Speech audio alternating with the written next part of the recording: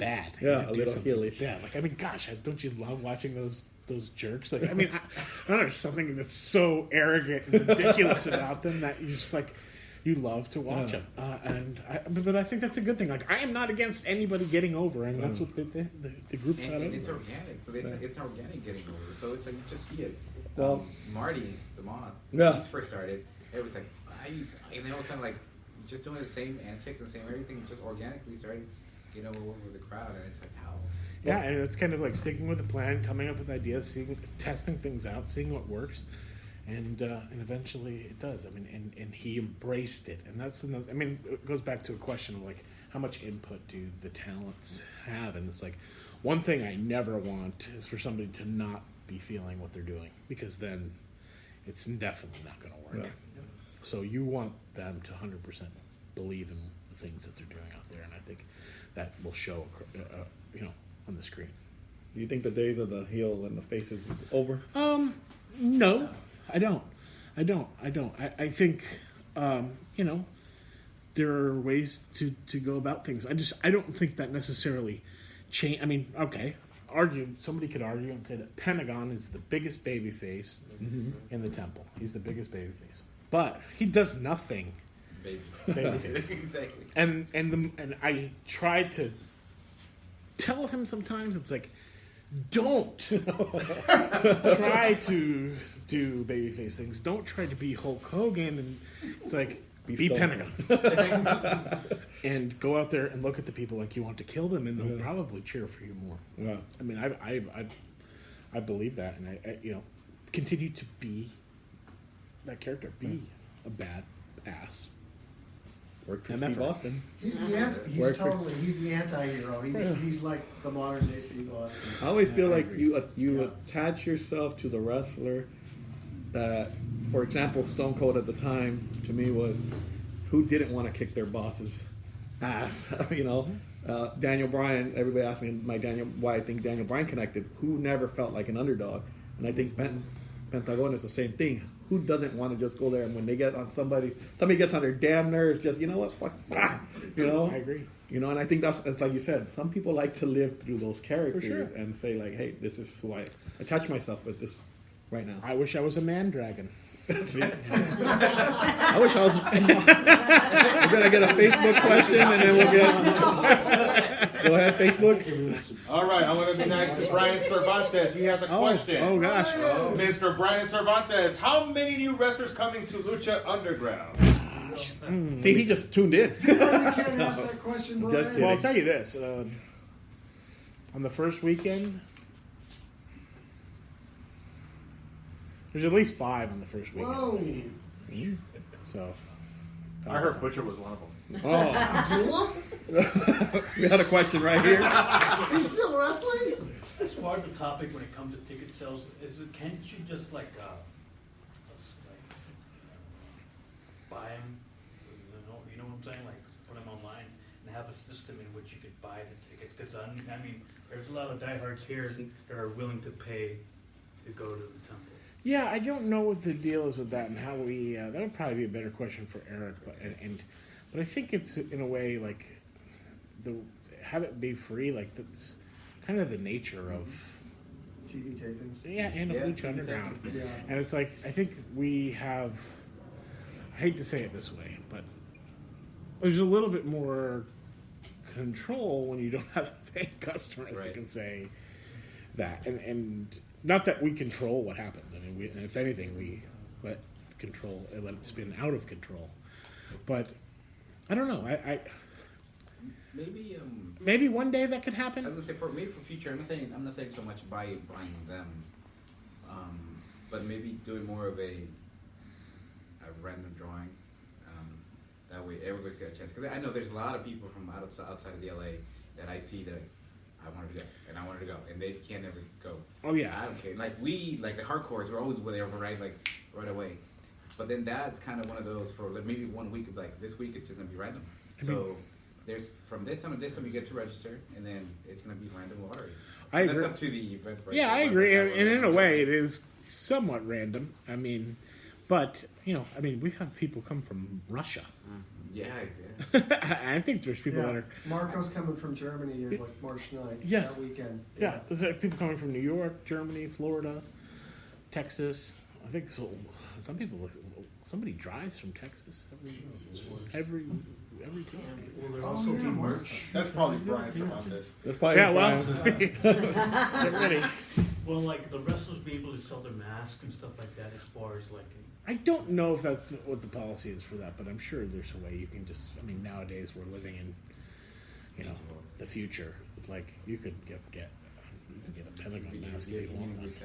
He probably has a website where he sells them, We'll see if and you then he come could to- probably get him to sign it on his way into the building. You come to the wrestling guy store when we have some meet Oh, and greets. yes, sorry. Sometimes you can get Look, you can get everything you want here. There's a Lucha Underground shirt. There's a Razor Ramon jacket. I kind of want that.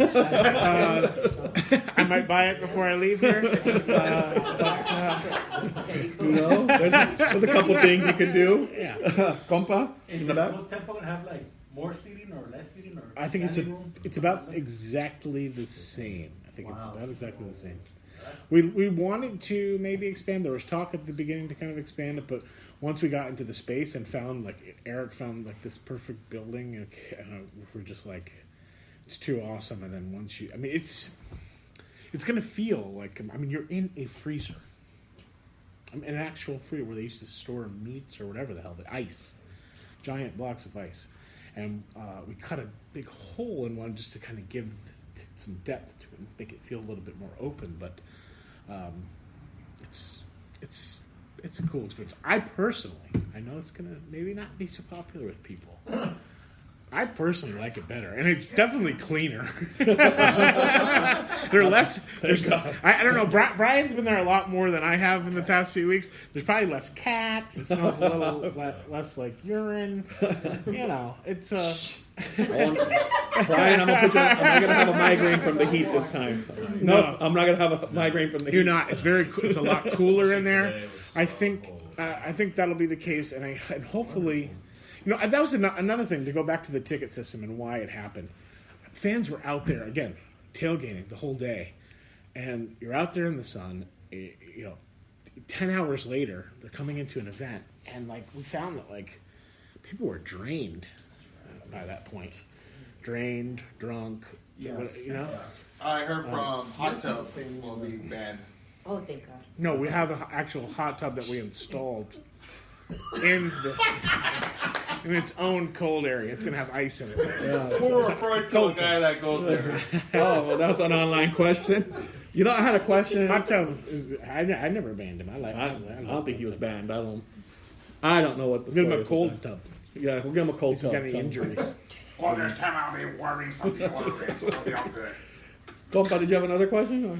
No, that's- I had a question. He's kind of shy right now.